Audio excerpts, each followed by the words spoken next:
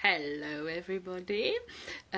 We have Vicky today from Actually Aspling to talk about the importance of music and the benefits of music for autistic people. She's also going to talk about herself and how music helped her through her teenage years and what else music did for her for the whole of her life.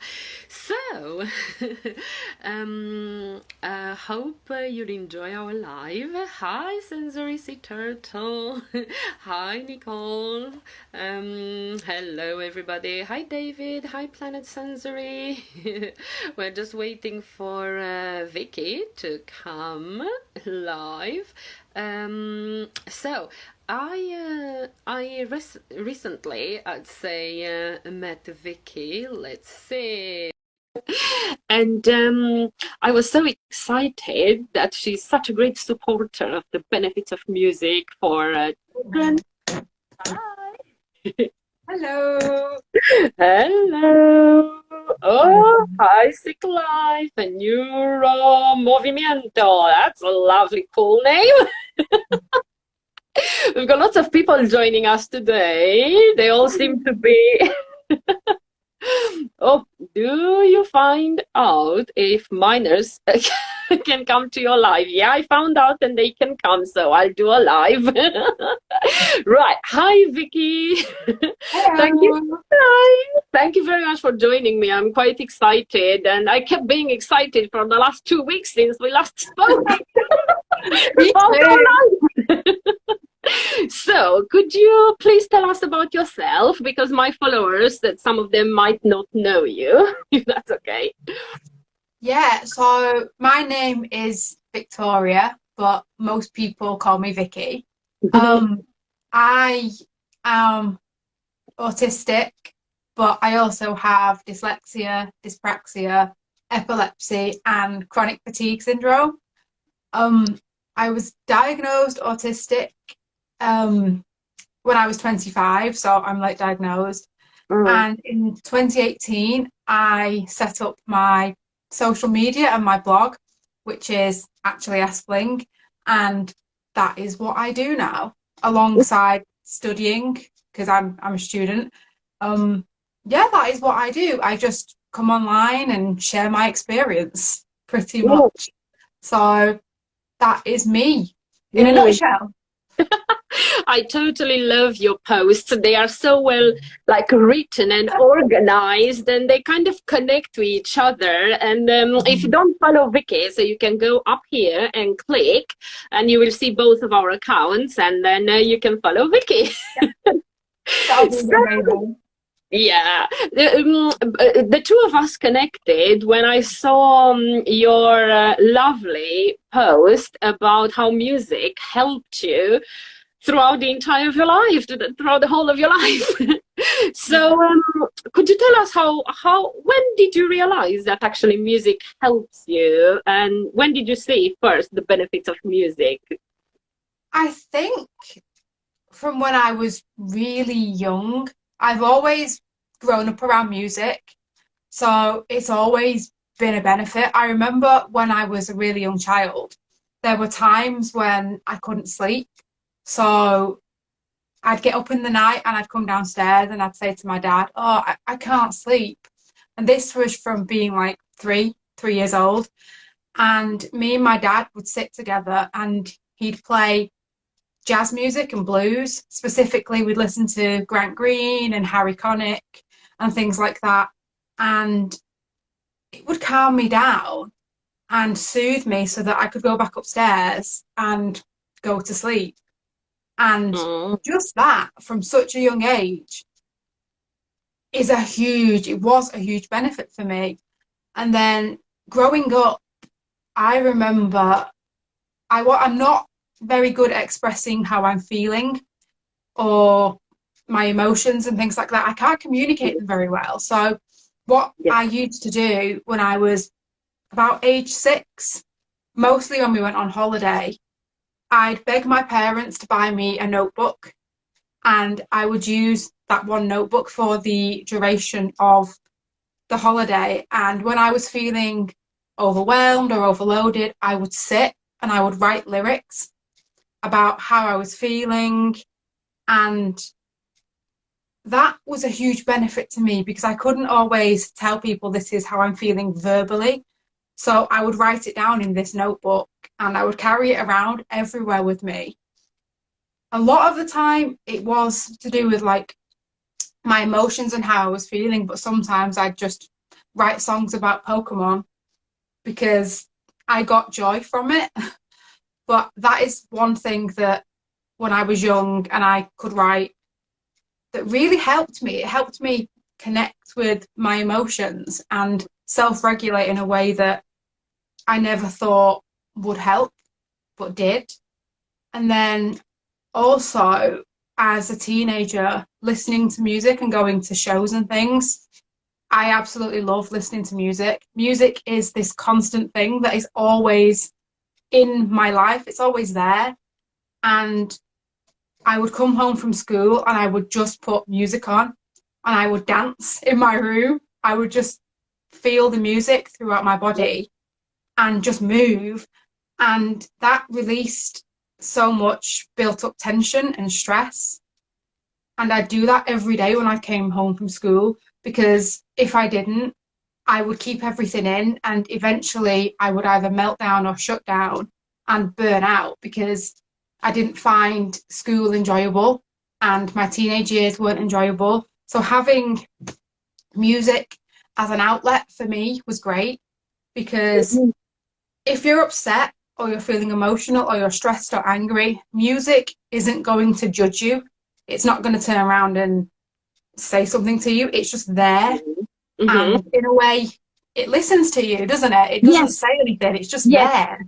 Yes, and it also doesn't try to change you, you know, doesn't try to tell you you should be doing that or you should be doing the other one. And it doesn't try to tell you, calm down now, or use your words now, or why are you like that, or why are you feeling this way? So music meets you exactly where you are and stays there with you until you are ready to move on to a better mental place, you know, to a better place for your mental health, isn't it? We have some questions for you. Do you use AAC devices? Probably they wanted to mean. Personally, I don't use one because I don't need one generally. So no, I don't use one.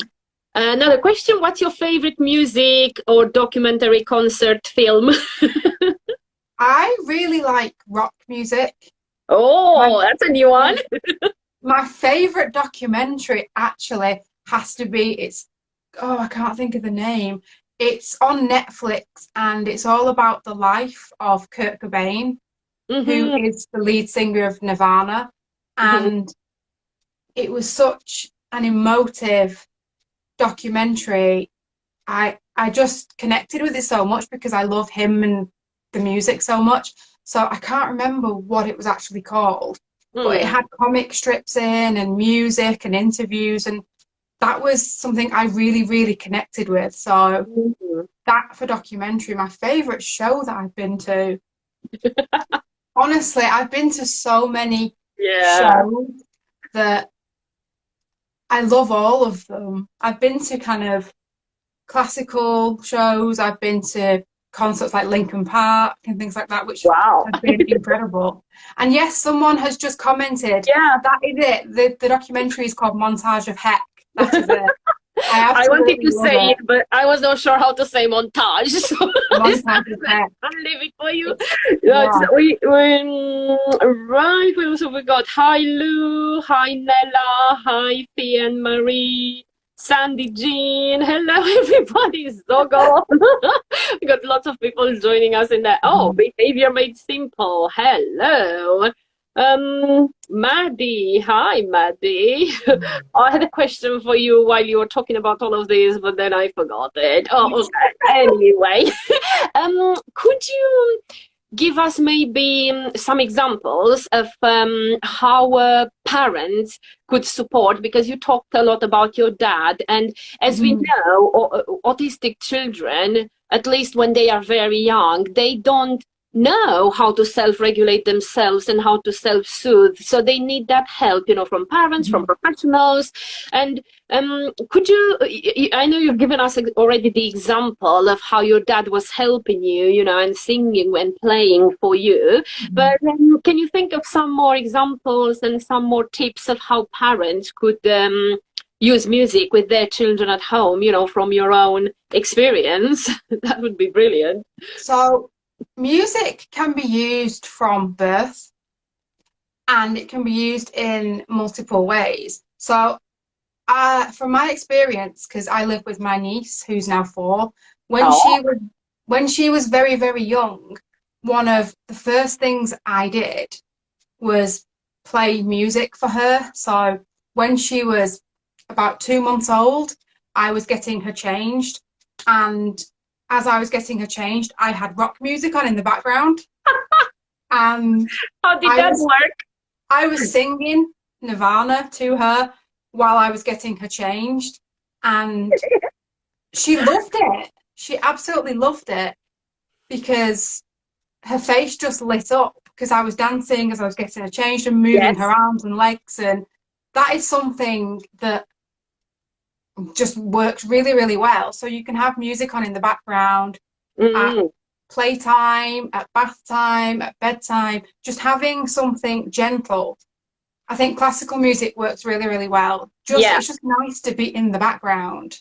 Yeah, I just wanted to stop you for a little bit, but then you can continue. When you said that you were dancing while changing her and so on, the benefits of music actually is that it also improves, the parents' mood, and how children are. They feel you somehow, and if you are restless and if your day went wrong and things and stuff, and you worry constantly, or you are anxious, then the children will feel that. So actually the music is beneficial for the parents as well. And somebody was asking, do you think that the classical music is beneficial to us? So probably to autistic people, they are asking. But carry on if you have more tips for the parents as well. Yeah, classical music is great. I used to, and I still sometimes do, go to sleep listening to classical music because it's so soothing, and it helps my brain kind of unwind and switch off at the end of the day. So you can play music at any point throughout the day. And as you said, your children can pick up on how you are feeling. That is one really prevalent thing I've found with being autistic, that I mirror other people's emotions. So if a parent is happy and they're singing along and you're exercising, moving your baby's arms and legs and really getting involved, it makes a huge difference. The other thing I would say that is really, really important is explorative play with music. So I think they have sessions over here in the UK called Baby Sensations, and it allows your child to just explore the musical instruments. So you'd have them on the floor, and from a very young age, you would pick them up and model them and shake it, and you talk through it as you're doing it. But then as your child gets older, it's kind of letting them play with the instruments, because for autistic people, sounds and loud noises can be very, very overwhelming. Yes. And if someone is shaking a tambourine in your face or banging a drum, it can be a lot. Whereas if you give your child the control, they are in control of the volume, they are in control of the dynamics, and they can explore music without becoming overwhelmed and overloaded, because they are in control of everything that is happening. Yes. And it's really, really fun as well to just be able to play through music. I think it's really, really, it's beneficial. You can have structured set times, but then you can also have a lot of free play where you are just exploring kind of feelings and movements and things through the use of musical instruments.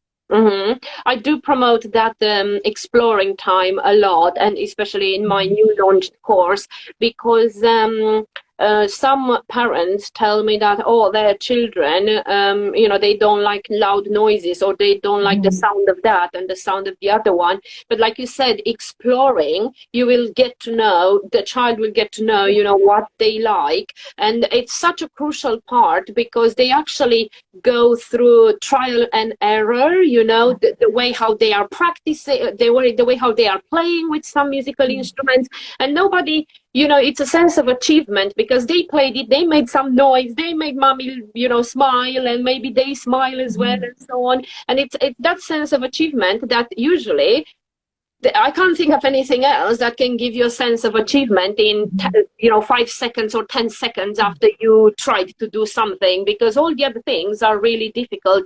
And then there's another thing, if some autistic children are really, gifted, and they have perfect pitch, they might not like the sound of cheap musical instruments. So it's important you to explore and actually see. And hi, JC, and see what actually, they like. And of course, if they have perfect pitch, you'll need to invest in better musical instruments so that they sound really pleasant to the ears. Right. Hi, Carla. Who else is in there? Actually, autism. Hello. Honey Bond, right. We've got some comments I saw. I was mostly into film soundtracks when I was younger, still am. That explaining, because, the words can be overwhelming sometimes. Greetings. Hello, greetings. Thanks for teaching. Just on that comment, I love, one of my favourite films is Lord of the Rings. Oh. And I watch it like every day. And I go to sleep with it on, because I love the music. Yeah. The music in films is just, most of the time, incredible. It really is. And it's a case of, if you don't want to watch the actual film and deal with the dialogue, if it's a lot to process in that moment, you can get film soundtracks, which are great. They're just nice to listen to. And for Lord of the Rings, for me, it's from my favourite film, so I still get that excitement and joy from it, even though I'm not actually watching the film. Actually, autism, I played the trumpet and piano from a very young age, and people saw a different side of me. They were surprised. Parents see a different side of their children when they come to my sessions. They were saying, oh, they are so calm. Hi, Astern. How, Infranita. Sorry if I can't say some of the names. Different brain. Hello. Ammon Rocky. Hi, Carla. I can see. Just came to say hi before I have to go. Okay. Thank you for joining us. This live is great. Yay, I agree with that. Vicky, speaking of playing musical instruments, did you play any in? So, when I was in high school, my parents signed me up to have piano lessons. So from year 7 to year 11, until I finished, I had actual piano tuition, which I really, really enjoyed.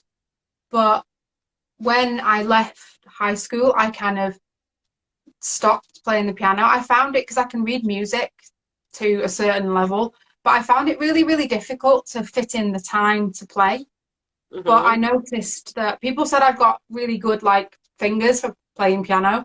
I remember you said that in one of your posts, yes, and a natural talent.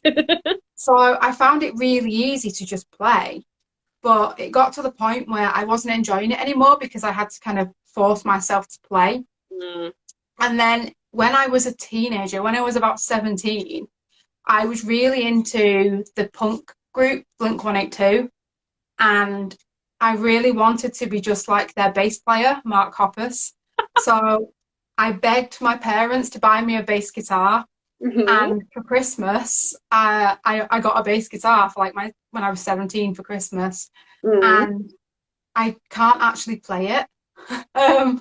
But the times when I would practice and just engage in that and try and learn were some of the best hours of my life, because I was doing something that I was interested in. I was learning Blink-182 songs that I loved.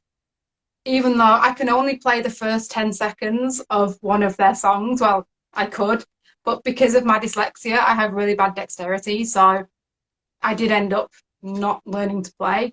But just being able to take time away to learn to play something and just engage in my interests, it affected my mental health massively. Yes. Because at that age, going through puberty and then coming out as at 17, and I had loads of problems because I was undiagnosed, and it was a very hard time in my life. So having something I could turn to, like learning to play an instrument and having that focus, made such a huge difference to my mental health. Yes. Even though I never learned how to play it fully, it still sits there in my bedroom. And from time to time, I think about picking it up, but never do. But I find playing a musical instrument is just that time away for me to just let go. Yes.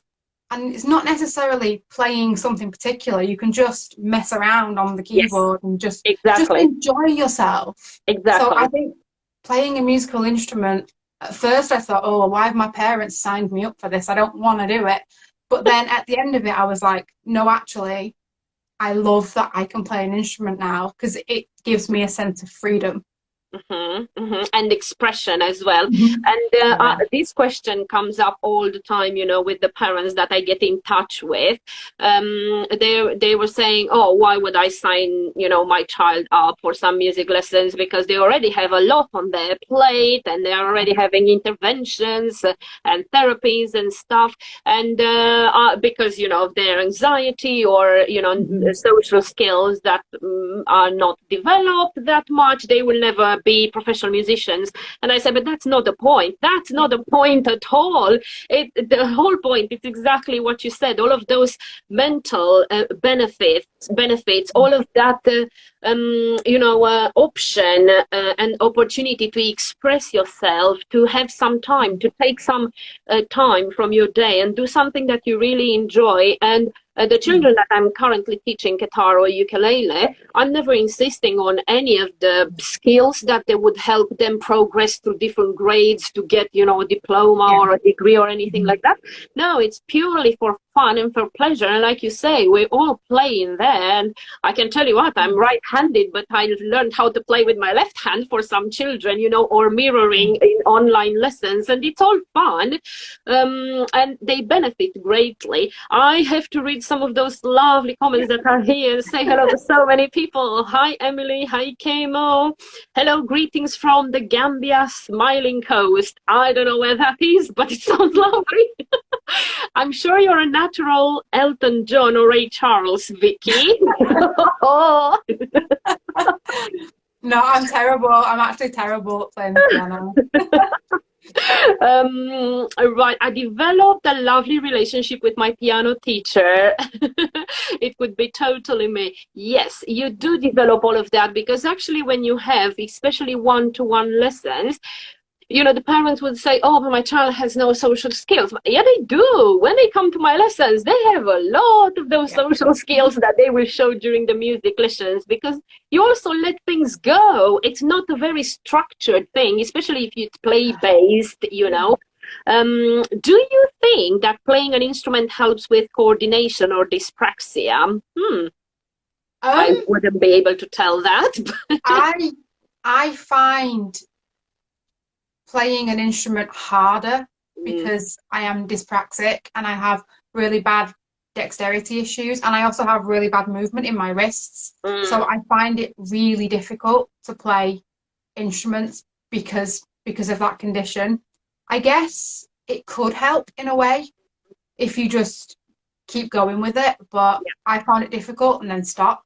But there's nothing or no one that says because you are dyspraxic you can't play an instrument. You totally can. You just have to persevere with it. I think also choose, because some musical instruments might come easier maybe than the other ones. We've got a comment, I'm not sure I'm going to say this right, is it Fantasia was my favorite film as a kid, and that influenced my appreciation for classical music. I'm not sure I said that name right. Yeah, I love that. It's great. It's a really, really good film. I think it's a film. Yeah, I'm married to a music teacher. Lucky you, you know. Yeah. I keep Wow. telling my husband he needs to pick up a musical instrument. Yeah. It makes no sense. Hi, Ricky. Hi, my autistic purple world. Autism. Oh, no. Do you know somebody? Did you know that someone once did a song with one of the instruments being a washing machine? Not particularly the No. washing machine, but I've heard and seen on YouTube different things being used as musical Wow. instruments. I guess you can use anything as a musical instrument. I do encourage that when they come to my music studio. I have pots and pans and cups and Yes. straws, and I can't tell you what, anything I'm recycling, and cardboard tubes and boxes and stuff. Why And not? sometimes they like those more than the musical instruments because I think they find them more relatable to day-to-day life, their lives somehow. Emily, when I learned an instrument, I was always about getting it right. I loved playing, but stopped because of this. Yes, that is true. Mhm. That's one of the things that some of my students also struggle with, because you know how some autistic people, they really like getting things right, and it's about that perfection. And that's why I'm doing mostly games and playfulness, I would say. And I also make mistakes on purpose, and sometimes I make them for real, because when you mess about too much while playing the musical instrument, you get things wrong. And it's not on purpose. What age did you start talking? Hold on. What age did you start talking and how? Okay. So I think, yeah. I don't know. I think my speech was delayed a little bit. I don't know how I started talking. I think I just did. Mm, But I've not always been a great verbal processor, and I'm not always very articulate and eloquent. I stumble with my words a lot and stuff. So I've not always been this good or confident speaking, but I think my speech was delayed a little bit. mm. What age? Oh, sorry. Your voice is a musical instrument. I agree. Okay. Yes. Hi, Crochet Cove. I'm not sure I'm saying that right. I used to play recorder and cornet when I was younger. Is it cornet? I'm not sure what the cornet is. Cornet? I'm not saying it right, but I think it's a woodwind instrument. yeah, I was thinking about that. Autistic, phonophobic. Right. Oh, that's an interesting one. Hello. The type of lessons makes a huge difference. I agree. Suzuki can be very competitive. I was in Suzuki from 2 to 10 and always stressful and completely burnt out from piano. Yes. Hi, Charles Mattox. Thank you for joining us. It can be stressful as well, because I remember when I had piano lessons, I was told, okay, well, you need to go home and practice. Yeah. You need to do this. And I always didn't. And there's so much pressure because I was working up to do like my grade exams. I never did in the end, but there is pressure within lessons because you have to be good and you have to find the time, and it is exhausting. Yeah. That's what happens if you want to go, for all the grades. But considering, that some autistic children already have a lot of anxiety from, first of all, because that's, how the brain is a little bit, and then from all the other things. I don't think that exams, at least I'm not suggesting exams, and I won't agree to anybody unless they really have perfect pitch and they really want to go through all the stress of exams. But exams for me were stressful for for me, myself, and I wouldn't teach them. Oh, a cornet is like a trumpet, a mini trumpet. Thank you for enlightening us. I didn't know that. I had a thing, it was something that you blow through, but Oh yeah, thank you very much. Suzuki burnt me out from violin. You know what? You can pick it up whenever you want to and just play it for fun, like Vicky said. Just take some time to yourself and just practice something that you really enjoy. And of course, if you want to find a teacher, one of the things that I'm suggesting to parents, or young adults, autistic adults who want to pick up a musical instrument, just talk to your teacher, the teacher that you find from the beginning. What's your experience with autistic children or people? What method do you use? Because I use a lot of visuals. So it's not just come to my music studio, I'll play this with you, or have an online lesson with me. Let's mess around and play. I use a lot of visuals, a lot of games that we do. We have a break in the middle where we do something different, like a different game, so we can do something with our voices or with our bodies, so that we break the session a little bit. So talk to your teacher, the teacher that you find. And also, if you don't find another one who's experienced with autistic people and you just find one that never had experience, it doesn't mean that they can still teach your child, but just tell them about what you actually want from the lessons, and just tell them, just keep it for 2 months or half a year, just keep it playful, everything playful, no direct teaching at all, just playful, because I want my child to have fun, and that's it. And then you'll take it from there. After 6 months, if your child is really interested in progressing with exams, then fine. Yeah. Yeah. Then you can go on to that, can't you? If you find they really do enjoy it, and they want to invest in that, then you can take that forward. But I totally relate. I mean, I'm not autistic, but I totally relate, because I've done my music training. I'm still doing it now.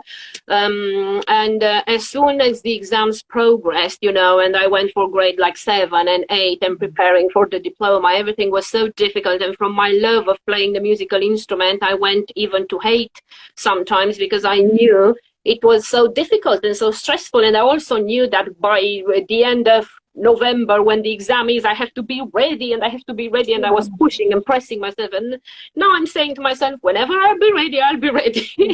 And that's it. Sorry, we went all over the place. Right. So you did mention about the teenage years and how music helped you as well. Would you like to elaborate a little bit more on that? Because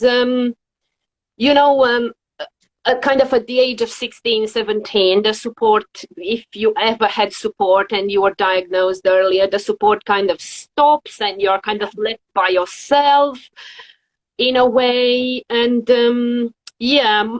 lots of the parents that I talk to, or autistic adults, they tell me that the teenage years were very difficult.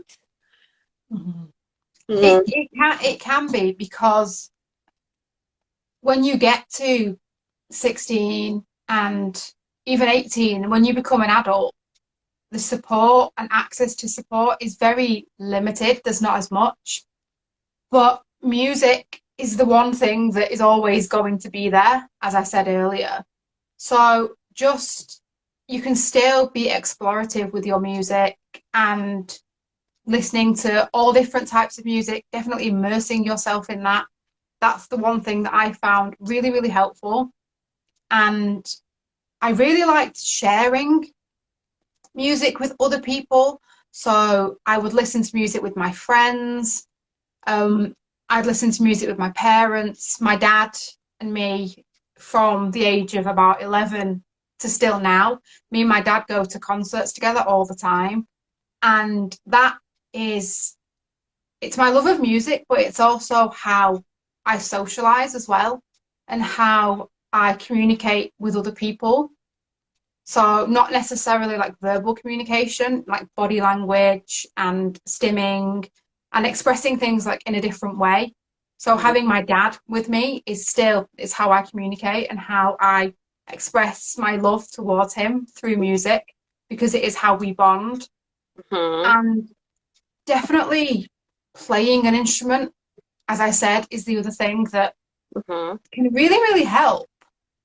It is a way to just express yourself and be with yourself and just sit in that moment and be creative and thrive. Yes. And I also find that I become very focused. One of my focused interests is music. And I love to research music. So I'll become interested in a particular group or soloist, and I will go away and I will research who they are, their background, what instruments they play, how they come up with their lyrics, and I will immerse myself in not just the music, but the whole background of the Yes. music. And that can be really, really helpful to have something to focus on when things are tough or things are overwhelming. You can just go and have it's like a little project Yes. to do. It's just having something to do. And it Yes. really, really helps, I think. It definitely helps. Emily says, I can relate to this so much. Yes, it's true. And I think one of the important things in your example, in your situation, was the fact that you deeply connected with the music earlier. And then when you were at those critical points in your life, you had something to go back to that constant that you mentioned, music. And that's the whole thing that I'm advocating for. What I'm advocating is for that, way of expressing yourself. That's how I advocate and promote the music, that I am doing with autistic children and people. Is just a way of expressing yourself. And the earlier you introduce it, like you said, the better, because it will always going to be there, that constant, and you can access it. You can't access, maybe you had some therapy that helped you, or some help that helped you when you were 12, and then suddenly when you are 16, 17, you are feeling, really rough and you need some help. And I'm pretty sure you have to be on the waiting list, however long for. But if you had, that,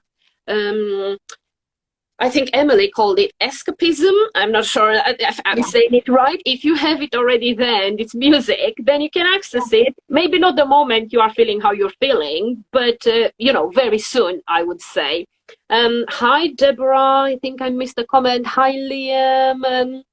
I am pretty good at remembering lyrics. I find this is more fluid than when I'm talking. Yes, I think lots of autistic people can relate to that.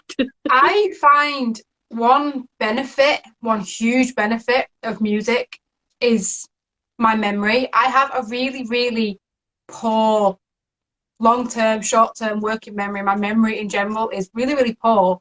But the one thing that I am really, really good at is remembering lyrics for my favorite songs.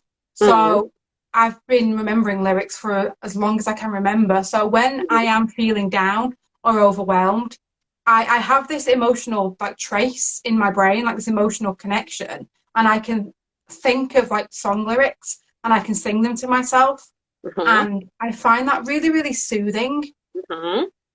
And it's just really nice because you can just sit there and think about this song, and it's more than just the words. I find it's the emotions that come out as well. But definitely memorizing lyrics it's the one part of my memory, the one thing that I'm really, really good at. So listening to music in that sense is really, really good for my memory especially. So yes. Music therapy at home, brilliant live, lady. So glad I could be here, part of it. Thank you for sharing. Let me see who's joined. Hi, Deborah. The Mad Twist. Okay. Crochet Cove, me too. Right, lots of people agreeing with you here. Me too, by the way. Right. Oh, I have so many questions, when you start talking, but then you're so fluent and so natural talking about the music, and then I forget what I wanted to ask you. I think, could you give us an example? Can you think, if it's okay, of an example when music really, really helped you? You told us so many things about childhood and teenage years, maybe something, about now. Keep thinking. I have a comment here. The rhythm and flow of the music is so soothing. I agree so much. Yes, that's correct. That's what helps a lot.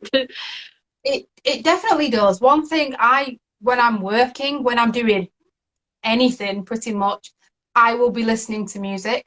I think it gives me focus. So even though I'm working on, for example, my university work, I'll be working on that, but I will have music on as well.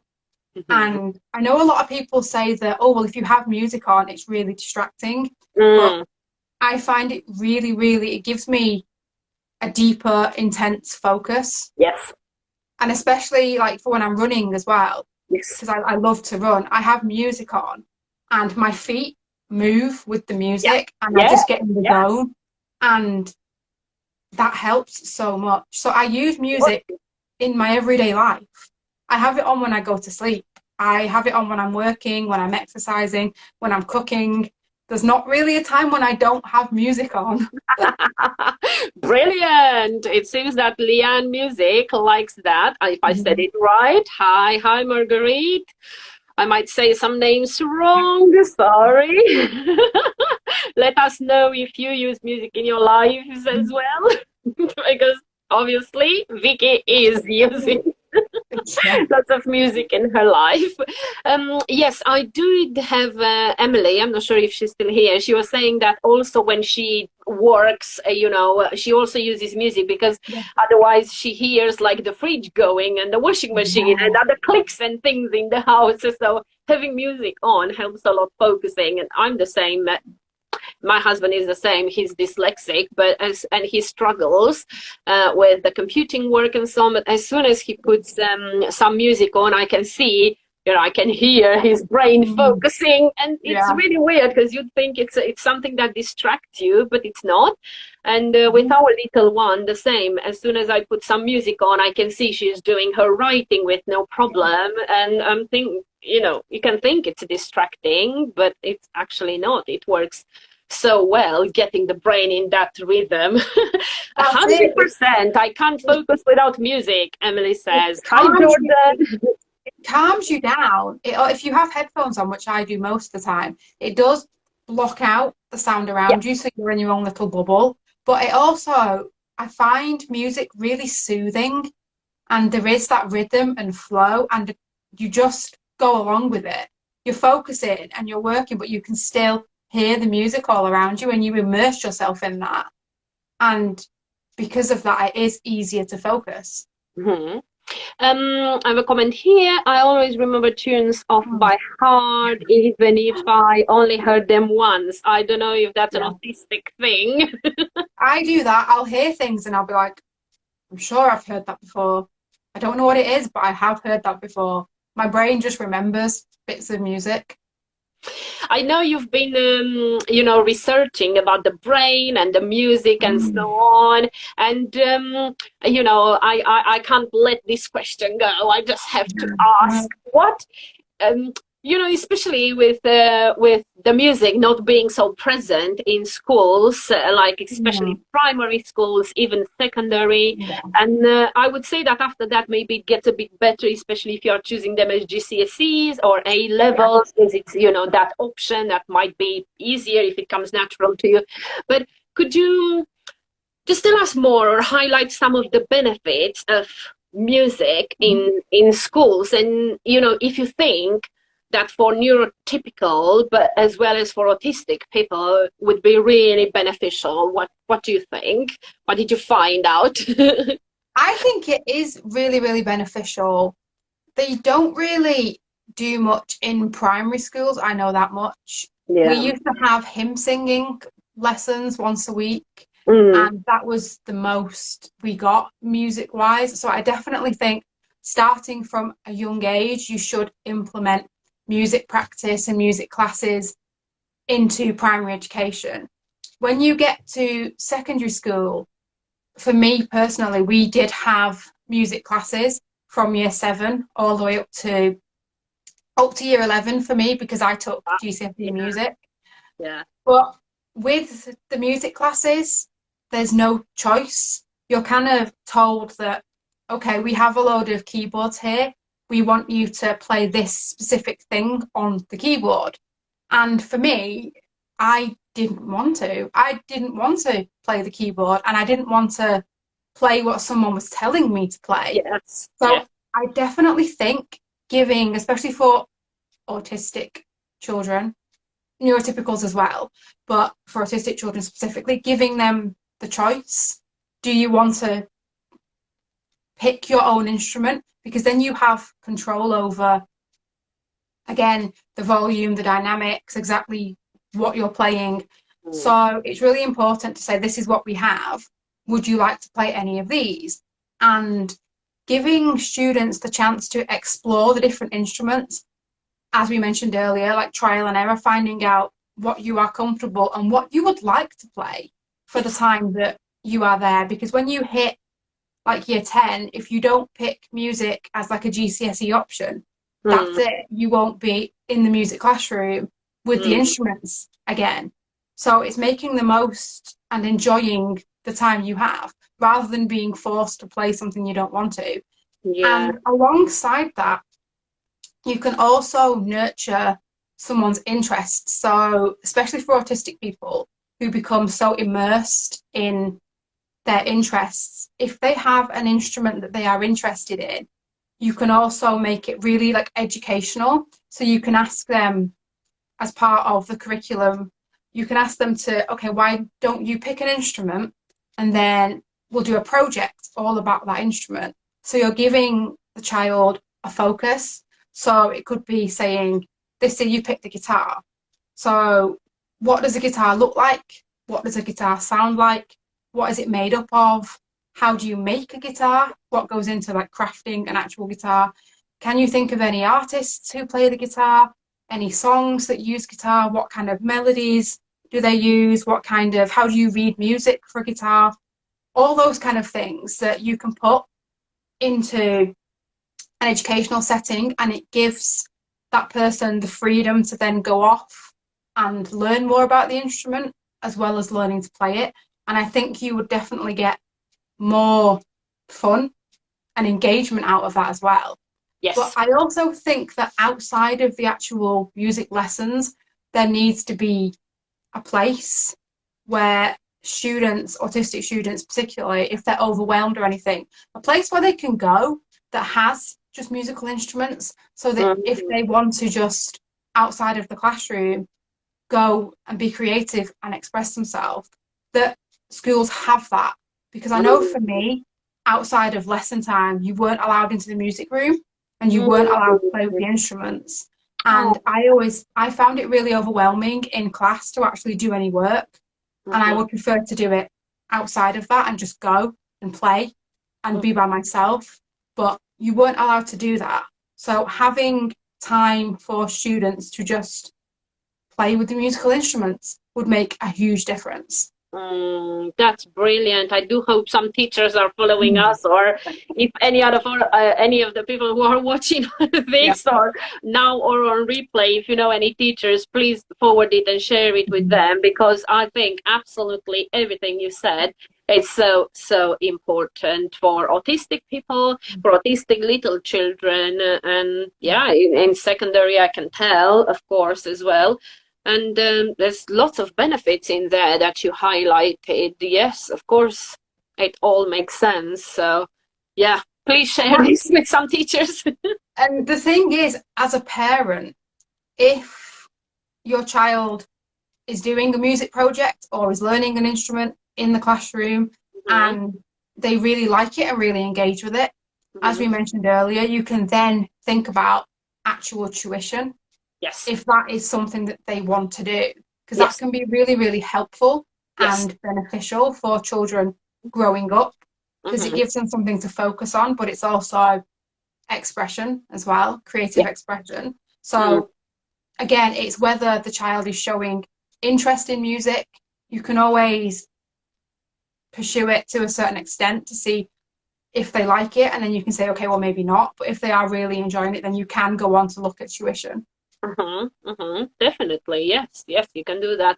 And you can also have instruments at home. You know, we have them like all over our living room, and they are not in our daughter's room because she doesn't spend that much time in her bedroom apart from like mornings and evenings, so they have to be in our living room, even if that means the living room is a bit messier. But we know straight away, you know, because you did say, you know, about the expressing and so on, but there's also such great opportunities to use musical instruments to release that frustration that you may be gathered after the school day. You know, you held it all back in. And we can tell when our little one had a bad day, because she comes home and she bangs onto the piano as loud as she can. And then sometimes she just practices it, you know, nicely and gently. And she's not learning it like so, because, and she definitely doesn't want to learn it from me. So I have to find her a different piano teacher, because apparently not with me, it's not working. But all she wants to do is like playing around and expressing herself. And as I said, you can tell when she had a bad day, because she's really banging it in there. And you can tell when she really wants to play it for fun, because her body language says everything, you know. And I think it's really important. And I also noticed that if she's really had like a bad day, she drops the language and she only makes sound when she plays, whilst she can, you know, speak fluently or sing something fluently when she's practicing just for fun. So we've noticed that with her from a young age, and we're really trying to nurture that. And yeah, the ukuleles are not in their places, they are like on the sofa and on the chairs, because we found that if we put them in their cases, we wrap them up and we hang them, or we put them in the cupboard, she doesn't take them out. But if they are around there, then straight away it clicks like in her head, I'm going to that, or I'm going to that. And the same with the violin, with the guitars, with everything she has, they are all out, you know, in places where she can reach and see them. And we found that this is really helping her. Whilst if they are there in cases, she can't take them out. And most of the cases, you know, they are not easy to take them out anyway, so she gives up. Sorry, we had some comments in here. Let's see. Do you think neurotypicals are mean to us? Okay. I'm not really going to answer that because it's relevant to the live. I find as well, one thing that I've just thought of, that my niece does, that I used to do, when my mum would be like cooking and things, I would go into the kitchen because I was bored. And one thing that my mum would do that was really, really good is she would get me involved in what she was making. Yes. But she'd do it in like a musical way. Yes. So she'd give me a spoon and a pan and a packet of pasta. Yes. And I would hit the pan, and then I would crinkle the pasta and then swirl it around in the pan. Yes. And unconventional items make like the best musical instruments. So you don't necessarily have to use an actual instrument, and you don't necessarily have to, for parents, you don't have to stop what you are doing. Because I know finding time to put musical activities into your routine and your day can be really difficult. So for example, if you are cooking, give them a pan, give them a pot, give them some pasta, and let them make their own instruments out of it. It's great. It's really fun as well. Yes, thank you for mentioning it. That's one of the things we're doing as well, but I never thought of mentioning it. I did say that in my music studio, and I do have a toy kitchen with pasta and lentils and beans and other things, and sometimes it gets messy and I have to hoover after that. But as I said, at least the little ones that are coming to me, I can tell that they are drawn towards those, you know, more than to, you know, to other musical instruments, probably because they are also young, because I'm mostly working with young ones as well.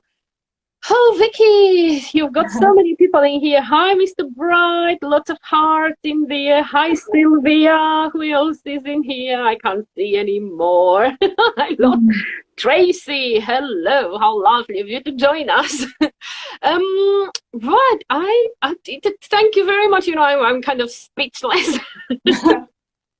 You've been telling us so many things and teaching us, I have to say, so many benefits of music for, you know, for young children, for you know, older children, for young autistic children, and all ages. I'm really speechless, as you can tell. I hope it was helpful. That's the main thing. I wanted to share my experiences, but I also like to help people as well. So I hope people and teachers and parents can take things away from our discussion, because I think that's I great. hope so. I hope so. I would like us to end with something that you would consider as a long-term benefit of having music in your life as an autistic adult now? I think the biggest benefit for me of music has been my mental health, probably as an adult. If I wasn't introduced to music when I was really young, I wouldn't have had it in my teenage years, and I wouldn't have it now. And I I don't necessarily depend on music, but I rely on it a lot because, as I said before, it doesn't judge you. It doesn't shout calm down at you. It doesn't tell you you have to do this and have to do that. You can just sit with music, and it invokes so many emotions. It has got me through a lot of difficult times, a lot of happy times. And if I didn't have it, I definitely think that my mental health would have suffered, especially for me personally, being late diagnosed and having all these problems and not understanding what was going on and not knowing how to channel them into anything. And even being diagnosed as a child, it's hard to sometimes know how to channel your emotions and your actions and everything into something else. So having music is that thing that helps me with that. And as a result, that really, really helps my mental health and has given me strategies to cope with as an adult. So my mental health isn't great, but having music there is something that will always be there. I know it will always be there, and it's something I can rely on. You're absolutely right. And our followers in the audience, they all agree with you. I depend on music a lot. Thank you, Pink Autism Pixie. Sensory Sea Turtle, this was amazing. Thank you. Great live. Emily says, this was great. Risingira. Right. Thank you, thank you. Oh, thank you very much, Vicky, for joining us. We'll have to do it again. I mean, I've learned so much from you. I honestly, I learned so much from you as well, and all the things you post and the things you promote and the way you go about things. I have learned a lot about myself and how to be around children, like with my niece specifically. So I have learned a lot from you as well. So thank you. Deborah says, thank you very much. To my child is the same. He has peace and gives him joy. I think the music is saying thank you. Thank you, everybody. Thank you, Vicky. Remember that you can click in here and follow Vicky. If you are following me and you're not following Vicky, I totally recommend it. So that we keep in touch. Have a lovely, lovely afternoon, and we'll speak soon. Thank you, everybody, for joining us. Thank you. Thank you so much. Bye. Bye.